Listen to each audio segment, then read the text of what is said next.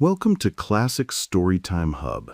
Tonight, we journey into H.P. Lovecraft's haunting tale, The Quest of Iranon, but reimagined, rewritten in English with a fresh cinematic voice, crafted to captivate and avoid repetition.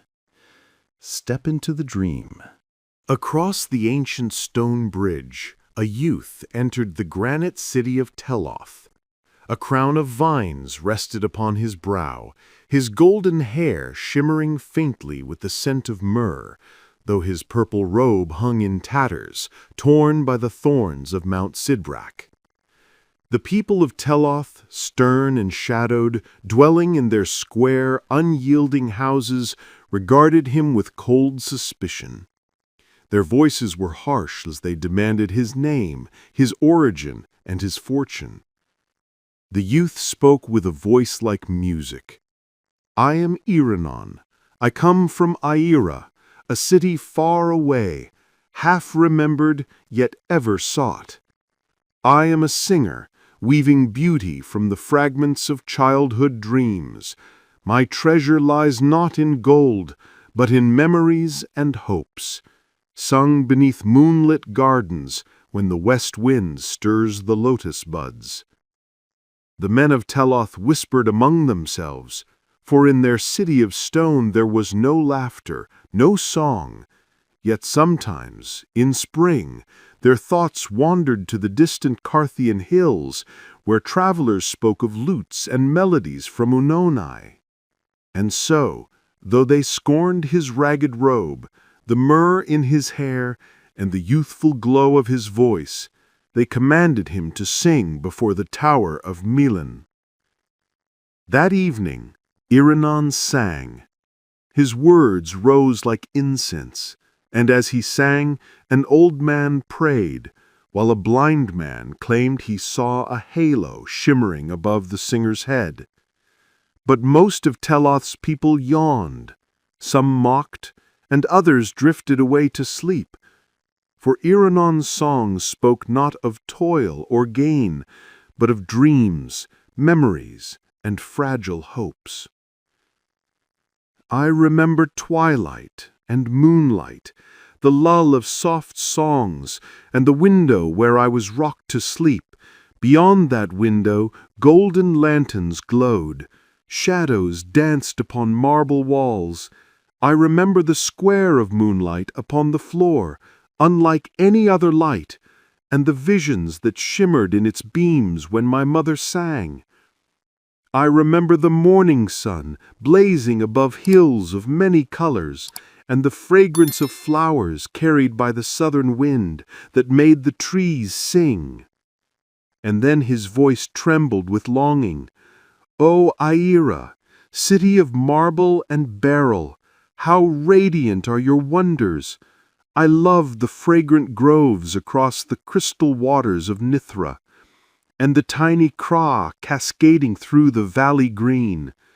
There children wove wreaths for one another, and at dusk I dreamed beneath the yoth trees, gazing down at the lights of the city, while the river curved like a ribbon of stars."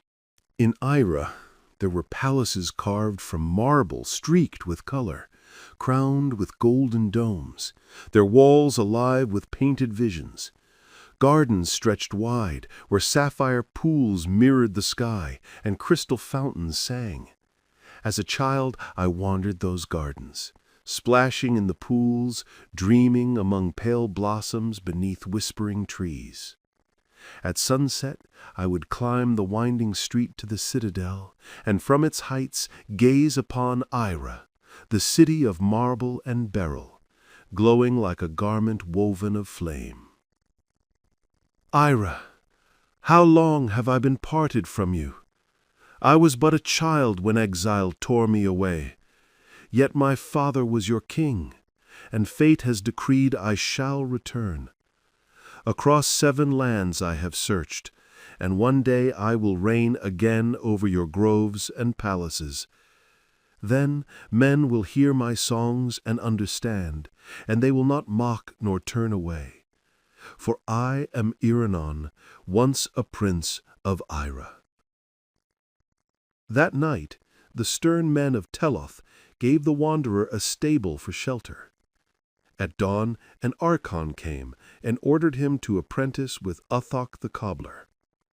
But Iranon's voice rose in protest. "I am a singer of songs. My heart cannot bend to the cobbler's trade." The archon's reply was cold. "In Teloth, all must labor. That is the law." Iranon's eyes burned with defiance. "Why do you toil? Is it not to live and find joy? If toil exists only to breed more toil, when shall happiness come? Life is made of beauty and song. Without singers, what fruit shall your labor bear? Toil without song is a journey without end. Would not death be sweeter?" The archon scowled, unmoved. "Your words are blasphemy. The gods of Teloth have decreed toil is good. They promise us rest beyond death, a haven of crystal coldness, where thought and beauty shall trouble us no more. Go to Uthok the cobbler, or leave the city by sunset. Here all must serve. Song is folly." So Iranon left the stable, walking through Teloth's marrow stone streets, hemmed in by grim houses of granite. He searched for a breath of spring, for something green, but Teloth was a city of stone, lifeless and gray. Faces scowled as he passed. Yet by the sluggish river Zuro, upon its stone embankment, sat a boy with sorrowful eyes. He stared into the water, hoping to glimpse green branches carried down from the hills. And when Iranon approached, the boy lifted his gaze and spoke. The boy lifted his gaze from the sluggish waters of the Zuro, his eyes heavy with longing. "Are you not the wanderer the archons speak of, the seeker of a distant city in a fair land? I am Ramnod, born of Teloth's blood, yet I am young and unshaped by its granite ways.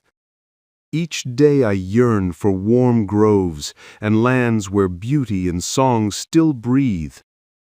Beyond the Carthian hills lies Oanayi, the city of lutes and dancing. Men whisper of it, lovely yet terrible.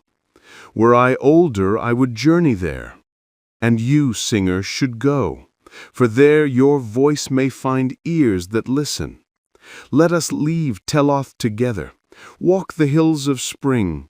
You shall teach me the paths of travel, and I will keep your songs in my heart when the stars awaken dreams.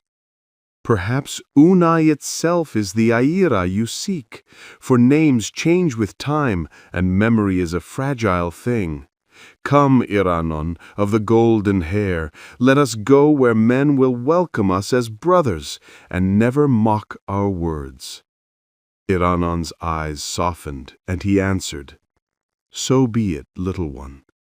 If any soul here hungers for beauty, he must seek it beyond these walls of stone. I would not leave you to wither by the Zuro's lifeless banks. Yet do not believe that joy and understanding lie just across the hills, or within reach of a single day or year or lifetime. When I was small, I dwelt in the valley of Narthos by the icy Zari, where none cared for my dreams. I told myself that when I grew older, I would go to Sinara, to sing among the dromedary men in the marketplace. But when I arrived, I found them drunken and coarse, their songs nothing like mine. So I drifted down the Zari to Jaran, city of onyx walls. There soldiers mocked me and drove me out, and so I wandered on." His voice grew distant, heavy with memory. "I have seen Stethelos beneath the great cataract, and gazed upon the marsh where proud Sarnath once stood. I have walked the streets of Thra, Ilarnek, and Kedatharan, along the winding Ai, and dwelt long in Olathoi, in the frozen land of Lomar. Sometimes I have found listeners, but they were always few. And I know now, only in Aira will I be welcomed. Only in that city of marble and beryl, where once my father ruled as king. Yes, we shall seek Aira, said Iranon, his voice carrying the weight of longing. Though perhaps we may first pass through Oanayi, the city of lutes beyond the Carthian hills. Some whisper it might be Aira reborn, but I know it is not. For Aira's beauty is beyond imagining, a vision that no tongue can describe without trembling. Oanayi, they say, is a place of revels, spoken of with sly laughter by camel drivers. And so, at sunset, Iranon and the boy Runamad departed Teloth. They wandered for long through green hills and shadowed forests, the paths rough and uncertain. Yet, as night fell and stars pierced the sky, Iranon sang of Aira, its marble palaces, its fragrant groves, and Runamad listened, his heart filled with borrowed dreams. In those moments they were content. They lived on berries and wild fruit, and time slipped away unnoticed. Seasons turned, years passed, and Runamad grew tall, his voice deepening, while Iranon remained unchanged, his golden hair still crowned with vines, his brow anointed with resins from the woods. One day Runamad seemed older than the ageless wanderer, though once he had been but a child by the sluggish Zuro in Teloth. Then, beneath a full moon, they reached a mountain crest. Below them shimmered the countless lights of Oanayi. Peasants had told them they were near, and Iranon knew at once this was not Aira.